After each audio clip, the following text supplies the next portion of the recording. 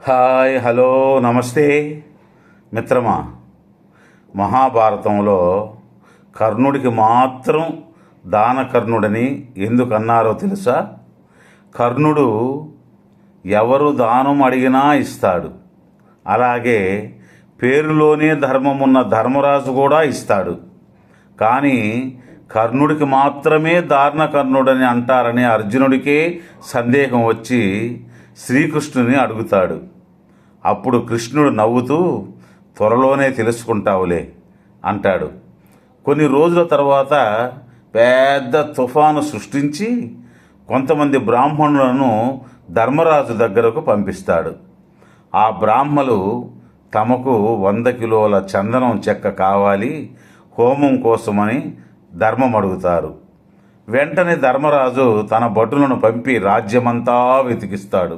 కానీ ఎక్కడా పొడి చెక్క దొరకదు.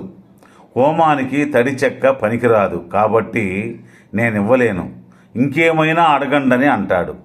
వెంటనే బ్రాహ్మణులు కర్ణుడి దగ్గరికి వెళ్ళి హోమం కోసం చందనపు చెక్క కావాలని అడగగా దానికి కర్ణుడు ఒక క్షణం ఆలోచించి తన భవంతిలో ఉన్న చందనపు కిటికీలని ద్వారాలని పగలగొట్టించి అలా వచ్చిన పొడి చందనపు చెక్కని ఆ బ్రాహ్మణులకు దానంగా ఇస్తాడు.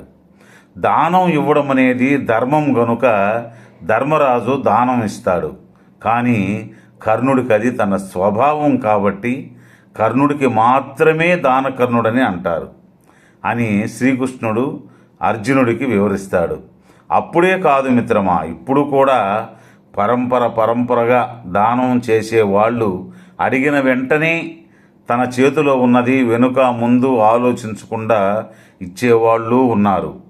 ఉంటే కూడా రేపు రండి బ్రో అని ఆలోచించి దానం చేసే వాళ్ళని కూడా మనం చూస్తున్నాం.